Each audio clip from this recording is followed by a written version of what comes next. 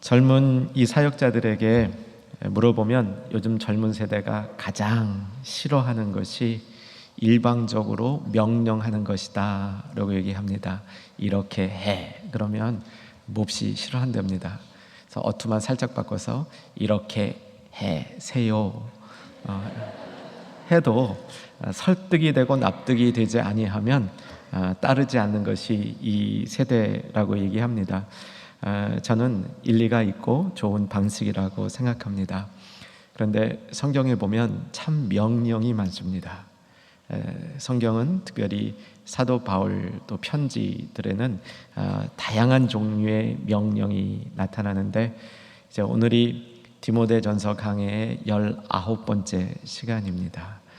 다음 주가 추수감사주일이면서 마지막 말씀이 되는데 디모데전서를 조금 정리해 보면 다양한 명령이 여러 가지 원어의 다른 단어를 통해서 알려지고 있는데 디모데전서만 해도 우리가 살펴본 명령하다라는 말이 5차례 나옵니다. 오늘 이제 그 중에 하나가 되는데 이 명령이 계속 강해지는 형태입니다. 그러니까 성경을 지금 찾으셨으니까 같이 보시면서 1장 3절을 보시면 바울이 디모데에게 권하여서 다른 사람들을 가르칠 때 가르치라 말하지 않고 명하라 이렇게 되어 있고요.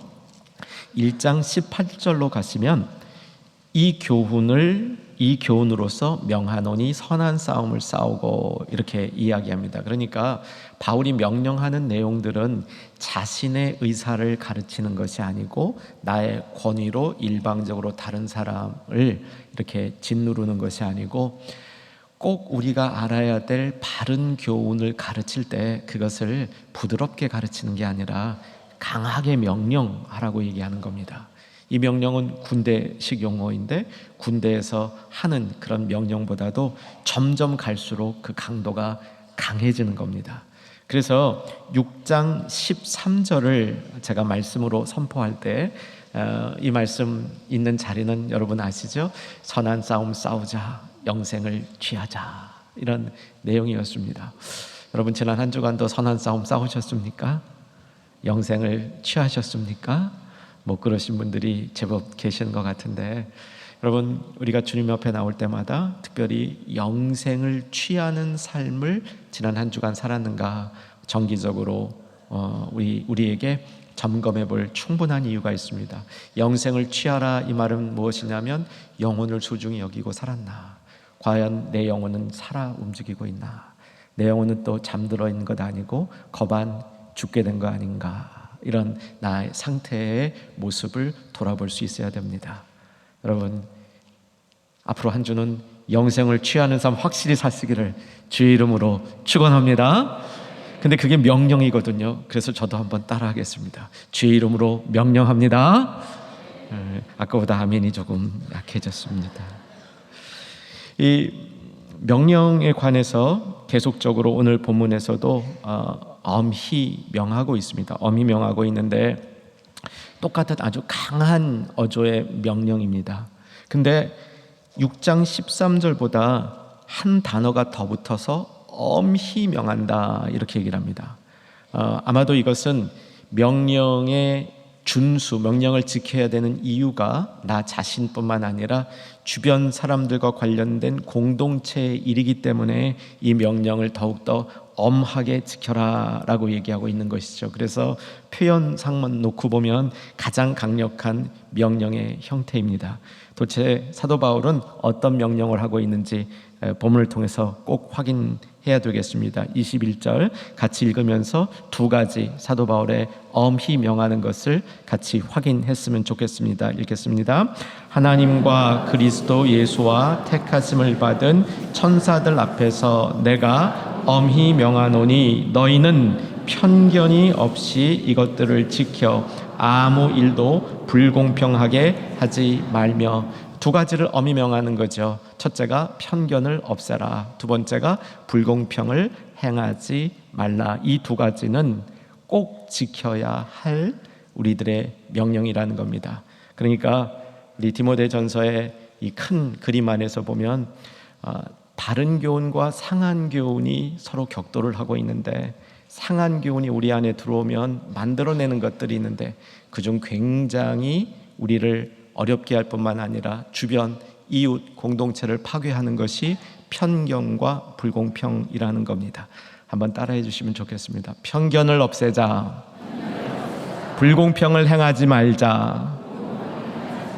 이게 엄히 주시는 명령이라는 겁니다. 이제 하나씩 살펴보겠습니다. 편견을 없애라. 편견이라는 것은 생각의 범죄입니다. 생각의 범죄의 특징이 있는데, 생각의 범죄는 우리 안에 들어와서 생각을 싹 이렇게 사로잡기 때문에 속이기가 참 쉽습니다. 내가 속으로는 상대방을 비난하고 상대방을 욕하면서 겉으로는 웃을 수 있습니다. 이렇게 상대를 속일 수 있죠. 생각의 범죄입니다. 또 자기 자신도 속일 수 있습니다. 내가 내 생각 속에 이 편견이 들어오면 나는 편견이 없다, 들어와 있는데 없다, 이렇게 자신을 속이기도 아주 쉬운 것이 생각의 범죄의 특징입니다. 이 편견은 여러 가지 단계의 모습으로 나타나는데, 우리 안에 편견이 생기면 점점 더 나쁜 방향으로 발전하는 것 같습니다. 편견은 한쪽으로 기울어진 견해인데 여기까지는 별 문제가 없습니다. 우리에게도 좋아하는 성향이 있을 수 있거든요. 그렇죠? 내가 특별히 좋아하는 색이 있을 수 있고 내가 싫어하는 색도 있을 수 있고요. 특별히 좋아하는 타입의 사람이 있을 수 있습니다. 그리고 별로 호감을 안 느끼는 타입의 사람도 있을 수 있습니다. 여기까지는 전혀 문제가 있는 것이 아니죠. 그런데 편견이라는 것은 이미 정해진 생각으로 다른 사람에게 불이익이 되는 일을 하는 것, 이것이 편견이 되겠습니다. 제가 24살 때 미국에 갔는데 처음에 신학교에 들어가서 공부를 하는데, 이 신학 과정을 공부하기 전에 먼저 선수 과목들을 들어야 돼서 방학 동안에 대학에 가서 과목을 들었습니다. 그중 하나가 헬라어였는데 아침 일찍부터 하루 종일 수업이 있었습니다. 아침에 수업을 듣고 1시간이 끝나고 나면 배도 출출하고 해서 작은 매점에 가서 베이글을 먹는 것이 그 일과였습니다. 그 당시 한국에는 베이글이 없었는데 미국 가서 베이글을 먹으니까 참 맛있었습니다.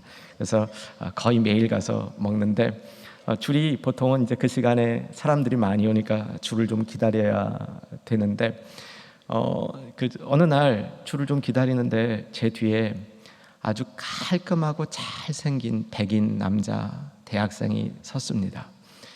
이제 제 차례가 돼서 주문하려는데 주문을 받는 분이 뒤에 온 사람 먼저 왔다고 그 사람 주문을 받는 거예요. 그래서 제가 속으로 아니 이게 저는 이 황인종이고 백인이라서 인종차별하는 건가라는 생각을 해봤는데 그건 아닌 것 같고요. 편견인 것 같습니다. 한쪽으로 기울어진 생각 속에서 그것이 다 다른 사람에게 불편함을 주는 그런 내용들이 편견이게 되겠죠. 여기서 조금 더 나가면 자기에게 마음에 안 든다고 괘씸한 생각을 갖게 되면 이건 좀 편견이 더 많아지는 겁니다. 그렇죠? 싫은데 이유가 없이 싫어. 난 그냥 네가 싫어. 그러면 그 대상은 얼마나 속이 상하겠습니까? 여기서 조금 더 나가면 편이 만들어지는 겁니다. 내 편과 네 편이 만들어지는 거죠. 그래서 내 편에 속한 사람은 무조건 괜찮은 것이고 다른 편에 속한 사람은 무조건 잘못된 것이고, 다른 편에 속한 사람을 적대시 하기 시작하면 이제 이게 그룹핑이 되는 겁니다. 이 그룹끼리 갈등이 시작이 되는 거죠.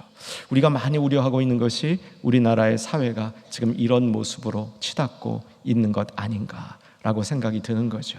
성경은 거기에 근원에 뭐가 있다고 얘기하냐면 상한 교훈이 있다고 얘기합니다. 바르지 못한 교훈이 있다고 얘기합니다. 그래서 불공평, 편견이 우리 안에 들어와서 이런 그 결과가 점점 심해진 모습이라고 볼 수 있겠습니다. 여기서 조금 더 나가게 되면 이제는 다른 진영에 있는 사람들을 공격하기 시작합니다. 공격하기 위해서 그 사람들 속에 있는 잘못을 찾으려고 혈안이 되고요, 없는 잘못까지도 뒤집어 씌우는 이런 모습이 되죠. 여러분, 성경이 사탄을 어떻게 표현합니까? 사탄은 참소하는 자다 이렇게 얘기합니다. 참소, 비웃고 낙담하게 만드는 것인데, 나아가서 이 참소한다는 말은 뭐냐면 다른 사람 속에 있는 잘못을 끄집어내서 잘못 없는 것까지도 뒤집어 씌우는 모습, 그 모습도 포함되어 있다고 할 수 있겠습니다. 오늘 말씀은 편견을 없애라. 이 편견 없애는 걸 뭐라고 얘기합니까? 엄한 명령이다 라고 얘기를 합니다. 서두에 말씀드린 대로 이 시대는 명령 듣기를 싫어합니다. 그런데 사도 바울이 내리는 명령의 특징은 뭐냐면 그 명령이 자신의 판단으로 내리는 명령이 아니라는 겁니다. 사도 바울이 강한 엄한 명령을 내리는 그 근거에는 자신도 하나님께로부터 그 명령을 받았다는 겁니다. 그리고 자신 속에 그 명령을 시행하는 철저한 과정을 거친 다음에 그 명령을 내리는 겁니다. 그렇기 때문에 바울의 명령에는 힘이 있고 그 명령을 따를 의미가 있다는 것이죠. 여러분 어떻습니까? 하나님 명령 내리시면 명 내리소서 제가 행하겠습니다 이런 마음 있으십니까? 이런 마음들이 있는 성도들이 되어보도록 우리가 힘써야 할 것입니다. 두 번째, 오늘 하지 말라는 명령은 뭐냐면 불공평을 행하지 말라 이야기합니다. 불공평을 행하지 말라. 저는 제 생각에는 이 세상에 완벽한 평등은 없다고 생각합니다. 근데 성경은 완벽한 평등을 취하라라고 얘기하지 않고 불평등하게 하지 말라라고 이야기하죠. 왜 완벽한 평등이 이 땅에 있을 수 없다고 생각하냐면 인간이 육신을 입고 있기 때문입니다. 육신이 있는 한, 육신 속에 있는 한 우리는 내가 편한 걸 추구하게 되어 있는 것 같습니다. 아마 여기 예배드리는 대부분의 성도님들이 특혜받는 걸 좋아할 것 같아요. 나는 좀 특권을 누리고 싶다 이 마음이 있을 것 같아요. 세상에 수많은 사람들이 부를 얻고 지위를 얻어서 결국 누리는 게 뭐냐면 그 특권이라는 걸 누리는 겁니다. 저 사람이 안 되는 일은 나는 되고 저 사람에게는 적용될 수밖에 없는 일이 나에게는 적용 안 되는 이런 특권을 누리게 되는 거죠. 그래서 내로남불 되는 겁니다. 남이 하면 안 되는데 내가 하면 되는 겁니다. 이걸 특권이죠. 이걸 모든 사람들이 거의 다 누리고 싶어 한다는 사실입니다. 그리고 뭐가 좀 있으면 재물이 있고 권력이 있고 지위가 있으면 그것을 가지고 이 특권 누리는데 사용한다는 것이죠. 이것이 불공평의 문제의 핵심이라고 생각이 듭니다. 불공평을 없애는 사회적인 시도도 많이 있었습니다. 왜냐하면 인류 역사가 생긴 이래로 수많은 불평등이 있었기 때문에 이것을 해결하려는 노력들도 쭉 있어 왔습니다. 제가 그런대로 동의하는 이 사회학적 이론이 한 두 가지 있는데 간략하게만 소개하겠습니다. 부의 문제에 관해서 불공평을 없애는 것에 관해서 어떤 사회학자들은 지구상에 있는 자원들은 지구상에 있는 모든 사람들이 충분히 쓰기에 넉넉하다는 겁니다. 모자라지 않다는 거예요. 근데 왜 모자랐냐? 한쪽 사람들이 독점해서 그렇다는 겁니다. 그래서 그 마음을 열고 좋은 소통 구조를 가지면 지구 전체가 제공해주고 있는 자원은 모든 사람이 쓰기에 넉넉하다라고 주장하는 것이죠. 일리가 있다고 생각합니다. 정의에 관해서는 이렇게 이야기하는 분들이 있습니다. 사람이 열심히 일하고 그래서 공부하고 노력해서 재물을 많이 가질 수 있고 공부한 지식을 가지고 좋은 지위에 갈 수 있지요.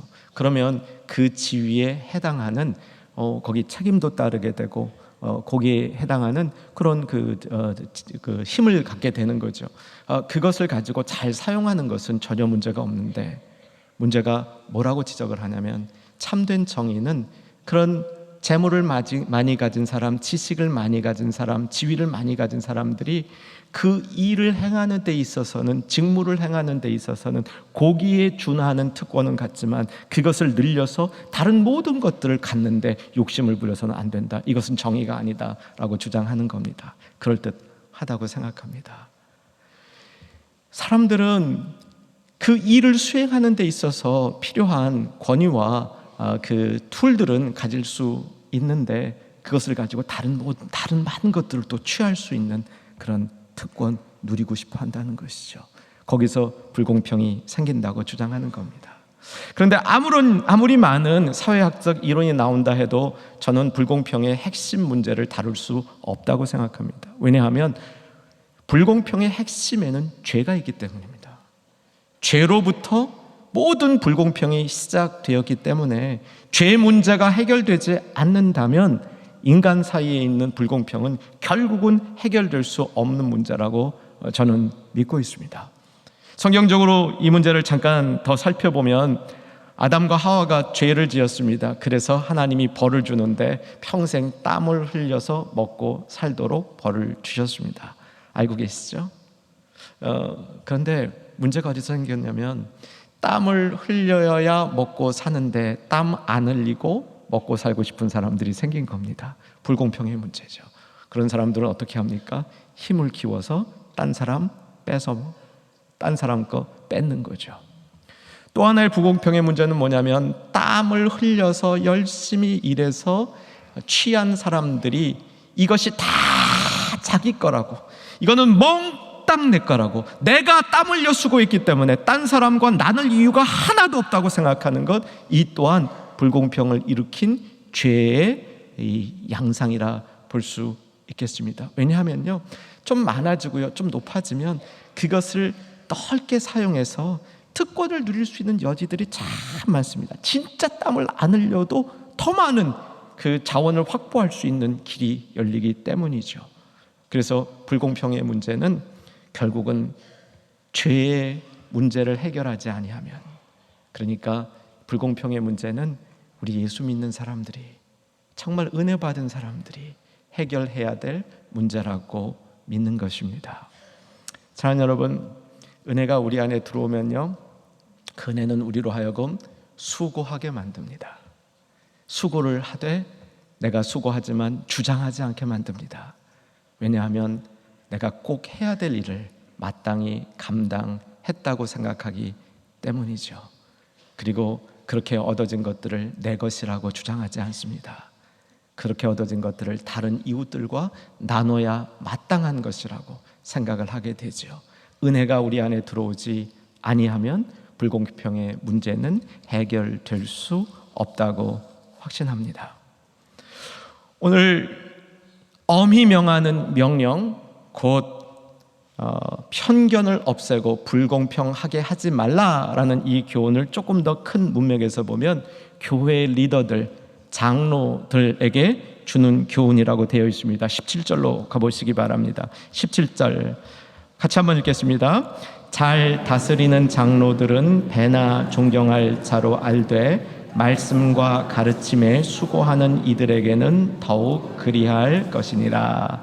장로들 중에 특별히 존경받을 장로들은 잘 다스리는 장로, 그 중에 말씀 잘 전하는 장로는 더 존경하라 얘기한 다음에 18절에 성경에 일렀을 때 곡식 밟아 떠는 소의 입에 망을 씌우지 말라 하였고 또 일꾼이 그 삭슬을 받는 것은 마땅하다 하여노라. 여기 일꾼이 받는 삭슬은 아마도 문맥에서 보게 되면 존경인 것 같습니다. 열심히 주의 일을 하고 거기에 마땅한 존경을 받는 것은 마땅하다라고 얘기를 합니다. 그 다음 19절에 보면 장로에 대한 고발, 그러니까 교회 안에 영향력이 있고 지위가 있는 사람들에 대한 고발은 두세 증인이 없으면 받지 말 것이요 조심해서 하라는 겁니다.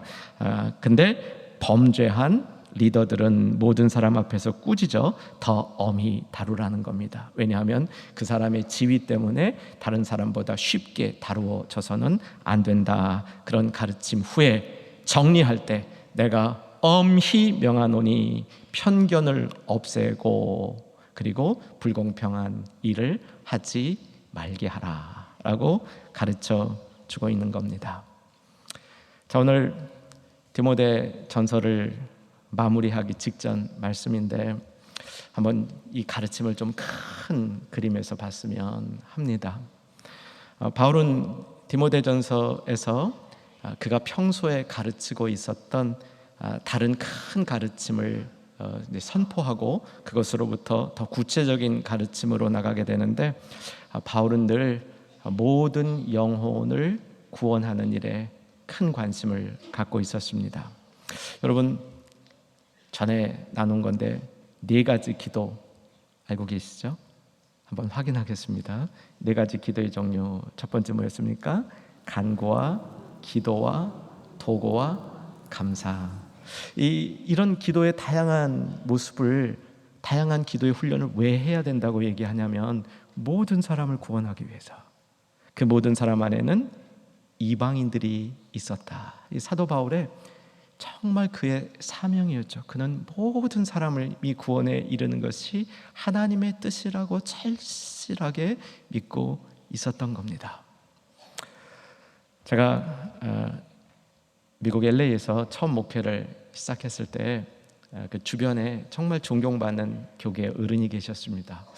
그 어른은 만날 때마다 거의 누구에게나 어떤 말씀을 하시냐면, 그래서 지금 그 일이 영혼 구하는 거하고 무슨 관계가 있어? 라고 물어보세요. 그 처음 그런 질문을 받을 때는 그냥 좀 재밌기도 하고 그게 좀 그랬는데 몇 번 질문을 받으니까 이게 굉장히 마음에 오래 남아요. 여러분, 이건 우리 자주 생각해 봐야 됩니다. 내가 하는 일이 영혼 구원하고 무슨 관계가 있어? 오늘 찬양대 오케스트라 참 주님 앞에 아름다운 찬양을 올려드렸는데 이게 영혼 구원하고 무슨 관계가 있습니까? 있죠. 하나님을 높이고 예배를 돕고 하나님께 영광을 돌리고 성도님들이 마음이 주님 앞에 집중되게 했으니까 영혼 구원하고 관계가 있지요. 관계가 있는 겁니다. 그런데 내가 노래했는데요, 나는 찬양대에 20년 동안 서왔기 때문에 그냥 그 자리에 있었는데요, 그러면 영혼 구원과 관계가 있는지 질문해 봐야 되는 겁니다. 여러분, 정말 사도 바울이 모든 사람이 구원받는 것이 하나님의 뜻이라고 확실해서 자기는 그 중에 이방인을 위한 사도로 부름받았기 때문에 그 일에 집중하고 있는데, 우리 모두도 각자가 하나님이 모든 사람이 구원받기를 원하시는 그 뜻에 따라서 구원받은 줄로 믿는다면 우리의 질문이 돼야 되죠. 그렇지 않습니까? 내가 지금 하고 있는 일이 영혼과 무슨 관계가 있는가? 라는 질문을 던져야 됩니다. 여태까지 디모데전서에서 우리가 그동안 계속 들어왔던 얘기는 뭐냐면, 이렇게 영혼 구원을 잘 하기 위해서 우리는 바른 교훈 위에 서야 된다는 겁니다.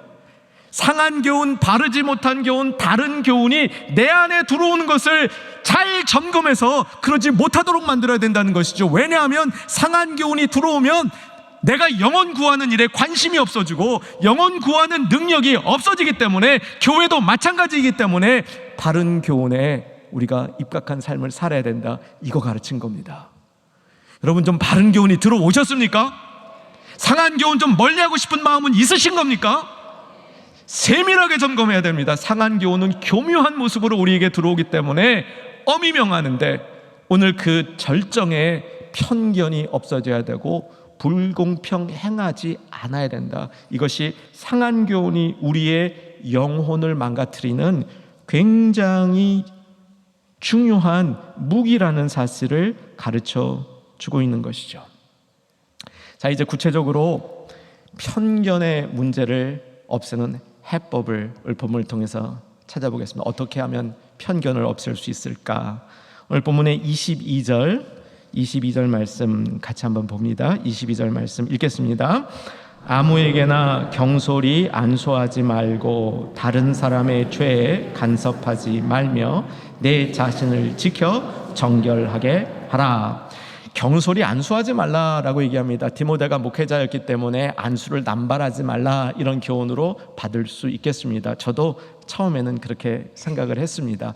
성도님들 중에 안수 받는 걸 참 좋아하는 분들이 있어요. 그래서 목사님, 저 안수기도 해주세요 하고 오시는 분들이 충영교회는 많지 않은데 타 교회는 많이 있습니다. 그런데 이제 목사들이 안수기도를 하면 이런 분들이 또 있어요. 목사님, 그렇게 하지 말고 좀 세게 해주세요. 근데 안수 기도 남발을 의미할 수도 있겠지만, 오늘 본문이 가르쳐 주는 것은 안수는 직분은 자를 세우는 행위이기 때문에 직분자를 남발해서 세우지 말라, 이런 교훈이라 볼 수 있겠습니다. 그것이 더 본문에는 합당한 교훈이라 이렇게 볼 수 있을 것 같습니다. 그러니까 디모데에게 경솔히 행하지 말라, 그런 얘기입니다. 우리가 편견을 갖지 않으려면 경솔히 행하지 않아야 됩니다. 편견은 경솔한 행위의 모습이라는 거죠. 그러면 경솔히 행하지 않는 모습은 무엇입니까? 신중함이죠. 디모데전서 설교 최소한 5번 들으신 분들은 신중함은 이제 머릿속에 들어가 있을 겁니다. 그렇게 믿어도 되겠습니까? 3가지 있었죠. 신의경, 첫 번째 신중함, 두 번째 의로움, 세 번째 경건함. 이 3가지 우리가 추구해야 될 바른 교훈의 중요한 실천 덕목이었습니다. 여러분, 신중함 사모하시지요? 저도 디모데전서 강의하다 보니까 신중함이라는 말이 제 안에 늘 맴돌아요. 저도 이 신중함을 가지고 저를 점검하는 시간을 종종 갖습니다. 사랑하는 여러분에게 다시 한번 도전하고 묻습니다. 신중함이 좋은 건 아는데 신중함이 뭐라고 선포된 말씀은 기억은 하시나요? 신중함의 핵심적인 교훈이 뭔지는 알고 신중함은 좋아하시는 겁니까? 여러분, 신중함의 핵심이 뭐냐면 깨어있는 겁니다. 분별력이 있는 겁니다. 깨어서 분별력이 있는 것을 얘기하는데, 타고나게 성품적으로 잘 깨어있는 사람이 아니라 훈련해서 그런 겁니다. 훈련해서 자기 절제하는 이런 성령의 능력이 내 삶 속에 나타나기 때문에 깨어있는 사람을 신중한 사람인데, 그래서 절제만 잘하는 것이 아니라 그 삶에 위험이 있고 그 삶에 품위가 있는 사람이 신중한 사람입니다.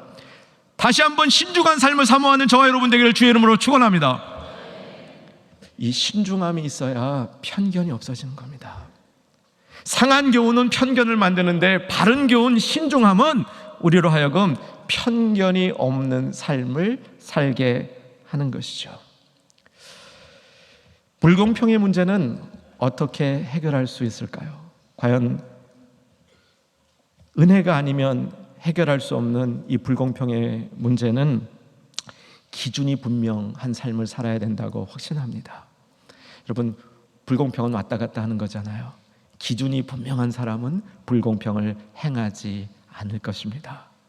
성경에서 기준이 뭐냐라는 이 가르침을 따라가다 보면 가장 중요한 기준은 의입니다. 알고 계시죠? 의가 하나님의 기준이에요. 그러니까 우리가 천국 들어가는 기준입니다. 하나님과 함께 할 수 있는 기준이죠. 하나님의 통치를 받을 때 우리 안에 생기는 게 의입니다. 아주 오래전에 어떤 장로님으로부터 참 인격적으로 훌륭하시고 성경을 참 열심히 공부하시는 장로님이었는데 이런 질문을 받았습니다. 목사님, 의가 뭡니까? 제가 한 5분 동안 의에 대해서 강의를 했습니다. 제가 알고 있는 신약 성경, 조직 신학 다 동원해가지고 의의 원어는 디카이오 수네인데 네네네 하면서 한 5분 동안 계속 강의를 했는데, 잘 들으시더니 그래서 목사님, 그 의가 있으면 우리가 어떤 모습이 되는 겁니까? 거기서 제가 막혔습니다. 그래서 10년도 더 된 일인데 그 이후로 저도 틈틈이 의란 뭔가, 도대체 의는 어떻게 우리가 검증하고 증명할 수 있는가? 분명한 것은 의는 기준입니다. 하나님의 기준, 하나님 앞에 설 수 있고 하나님 나라에 들어갈 수 있는 건 의예요. 그래서 의롭다 함을 얻어야 하나님의 자녀가 되는 거잖아요. 구원을 받는 겁니다. 구원을 받는 걸 의롭다 함을 얻는 거라고 얘기하고 있는 거죠. 하나님의 기준에 합한 사람이 된다는 겁니다.